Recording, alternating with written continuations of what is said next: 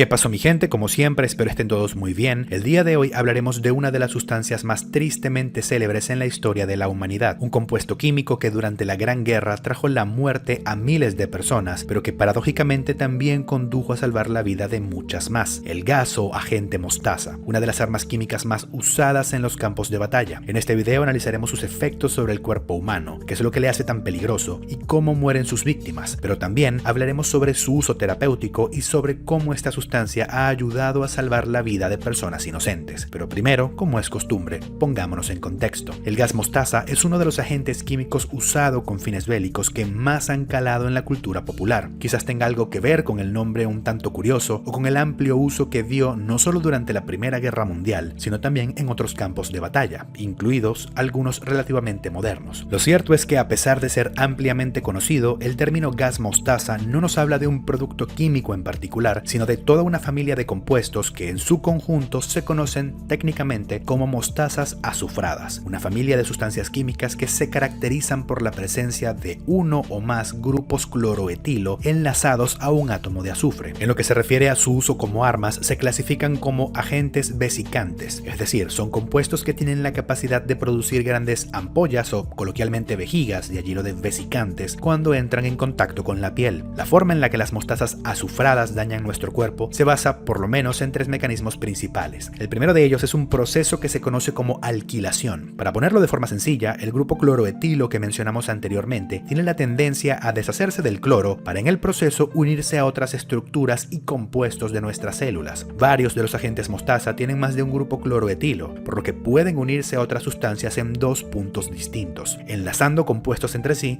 y funcionando como una especie de pegamento a nivel molecular. Esto es especialmente problemático cuando hablamos del ADN, donde se almacena la información genética de nuestras células. Para poder reproducirse, una célula tiene que leer y copiar todo su ADN para transmitírselo a su descendencia. Pero si el ADN está todo pegado entre sí o pegado a proteínas circundantes debido a los efectos de los agentes mostaza, a la célula se le va a ser muy difícil hacer copias de su material genético. Ocurren errores durante la replicación. Las copias del ADN que se logran hacer están mutadas o dañadas y por tanto la descendencia de esta célula heredará un material genético defectuoso o, de plano, la célula morirá intentando reproducirse. Para ponerlo de forma sencilla, los agentes mostaza dañan sobre todo a aquellos tejidos que están en constante división. Un buen ejemplo de esto son los tejidos de recubrimiento como la piel, que todo el tiempo tiene células en plena reproducción con el fin de reponer aquellas que se pierden con la descamación natural. Cuando este tejido se expone a los agentes mostaza, las células que se encuentran en división mueren, lo que lleva a la formación de grandes ampollas llenas de líquido y a la aparición de quemaduras químicas graves y terriblemente dolorosas. Las células de los folículos pilosos también se ven afectadas, por lo que la caída del cabello es otro efecto posible. Pero el daño se extiende mucho más allá de lo superficial. Otro tejido de recubrimiento es el epitelio de la vía aérea, una delgada capa de células que protege la superficie de nuestro sistema respiratorio. Aquí ocurre prácticamente lo mismo. El ADN de estas células se daña, lo que les lleva a la muerte y la incapacidad de reponer las pérdidas. Rápidamente el sistema respiratorio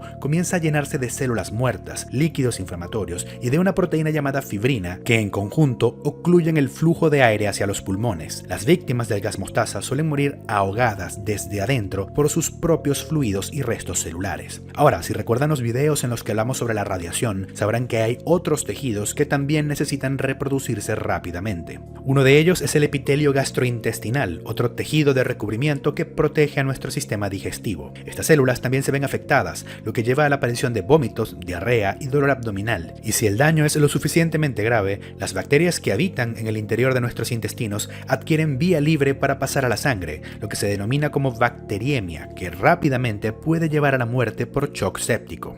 Esto empeora cuando tenemos en cuenta que la médula ósea que produce a las células de nuestro sistema inmune también es un tejido de rápida reproducción, que por lo tanto deja de funcionar apropiadamente ante la exposición a los agentes mostaza. Esto lleva a que las víctimas de estas sustancias sean especialmente vulnerables a las infecciones, no solo desde adentro, desde el epitelio gastrointestinal dañado, sino también desde afuera, debido a que las quemaduras químicas también se infectan fácilmente con bacterias oportunistas, bacterias que no serán detenidas por el sistema inmune debido a que la médula ósea no puede producir células defensivas. Nuestro cuerpo pierde la capacidad de reponer no solo a los componentes del sistema inmune, los glóbulos blancos, sino también a los glóbulos rojos que transportan oxígeno en la sangre y a las plaquetas que se encargan de promover la coagulación coagulación. Los niveles de todas estas células bajan, lo que a su vez se conoce como pancitopenia, de la que ya hemos hablado en el video sobre la enfermedad aguda por radiación. Y todo esto provocado por una molécula que sencillamente se pega al ADN para interferir con su replicación. Pero esto no es todo. Los grupos cloroetilo que mencionamos anteriormente no solo se unen al ADN, son muy reactivos, por lo que pueden unirse a otras partes de nuestras células, provocando daños independientemente de que éstas se reproduzcan o no. Este sería el segundo mecanismo de daño de los agentes mostaza, la irritación y el daño directo en los tejidos debido a la reactividad del compuesto. Esto sería una quemadura química más tradicional, digamos.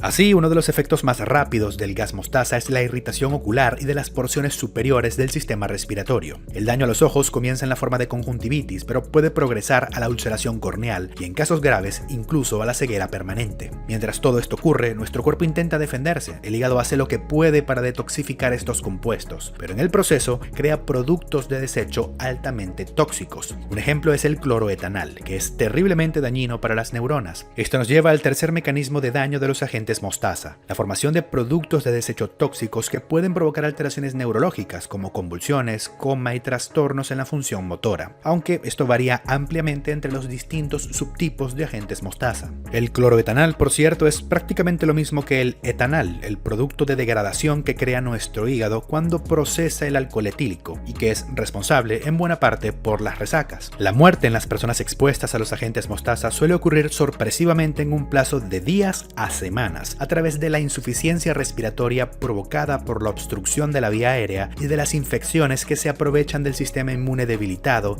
y de las heridas tanto externas como internas. Unos pulmones llenos de líquido y células muertas, además, son el ambiente idóneo para una neumonía. Así que, contrario a lo que uno podría pensar, no es una muerte rápida. Todo lo contrario, el propósito de esta arma era cargar lo más posible la infraestructura y la logística enemiga con una gran cantidad de soldados convalecientes que demandaran atención médica, agua, comida y alojamiento. Hay varias características de los gases mostaza que les hacen armas especialmente crueles e indiscriminadas. Por ejemplo, el hecho de que los síntomas tarden en instalarse lleva a que el afectado, sin saberlo, se exponga a cantidades peligrosamente altas de estas sustancias. En tiempos de la Gran Guerra, cuando el soldado promedio sabía poco de esta clase de ataques, esta era una ventaja decisiva. Más allá de la irritación, lo que delataba al gas mostaza era su olor pungente similar al del ajo o al de la mostaza, que en conjunto con su color amarillento terminaron por darle el nombre que conocemos, aunque tanto el olor como el color podían ser modificados por la presencia de distintos contaminantes. Esta arma se usó por primera vez el 12 de julio de 1917 en la tercera batalla de Ypres, una ciudad belga que también le dio a este grupo de sustancias otro de sus nombres más conocidos,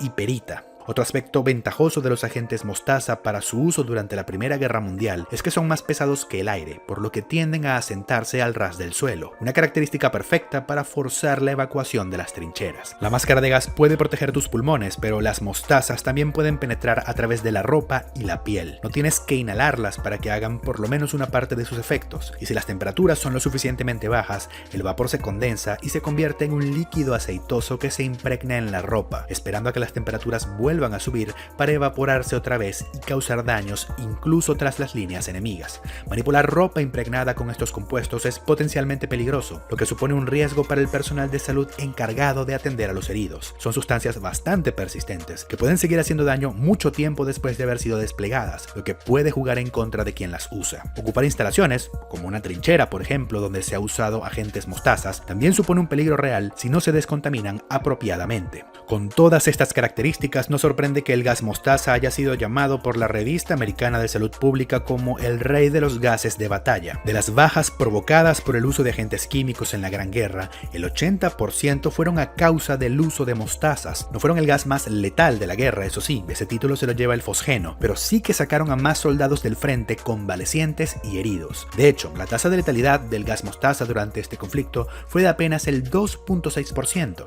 Quizás lo peor de estas sustancias es que aun si sobrevives, sus efectos pueden acabar contigo incluso años después. Los agentes mostaza son leucemógenos, provocan leucemia. Las células de la médula ósea con su ADN dañado pueden terminar por convertirse en células cancerígenas con el paso del tiempo, lo que es bastante paradójico si tenemos en cuenta que hoy en día los agentes mostaza se usan precisamente en el tratamiento de ciertos tipos de cáncer. Los efectos alquilantes de estas sustancias, que las hacen tan buenas a la hora de matar células con alta tasa de reproducción, son precisamente lo que les hace excelentes a la hora de de matar células cancerígenas. Al fin y al cabo, una alta tasa de reproducción es precisamente lo que caracteriza el cáncer. Para ser más precisos, son las mostazas nitrogenadas las que se usan de forma terapéutica, no las mostazas azufradas, aunque las mostazas nitrogenadas también han sido usadas con fines bélicos, por ejemplo durante la Guerra del Rif en la que participaron España y Francia contra Marruecos, por lo que no son menos peligrosas necesariamente. Entre este grupo de mostazas, el agente más conocido probablemente sea la mostaza de fosforamida, mejor conocida como ciclofosfamida, actualmente considerada como un fármaco esencial por la Organización Mundial de la Salud. Esta se usa en el tratamiento de diversas neoplasias malignas, incluyendo aquellas más comunes entre los pacientes pediátricos, las leucemias linfoides y el linfoma de Hodgkin. Otro uso importante que se le da a la ciclofosfamida es el manejo de los pacientes que han recibido trasplante de órganos. Como comentamos anteriormente, los agentes mostaza suprimen la capacidad de la médula ósea para producir células inmunitarias, lo que deprime al sistema inmune,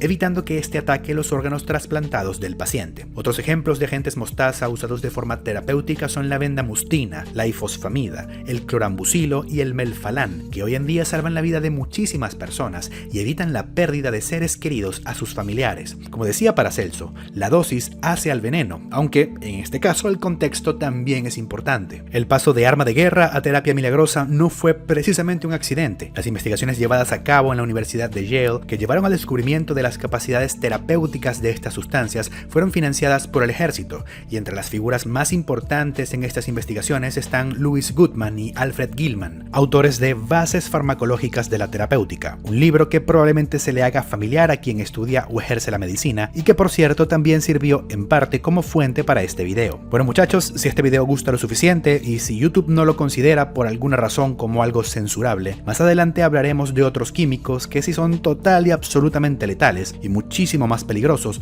como el gas sarín u otros agentes nerviosos. En cualquier caso, espero que te haya gustado y si es así, considera alimentar al algoritmo con un comentario. Yo me despido mi gente y nos vemos en el siguiente video.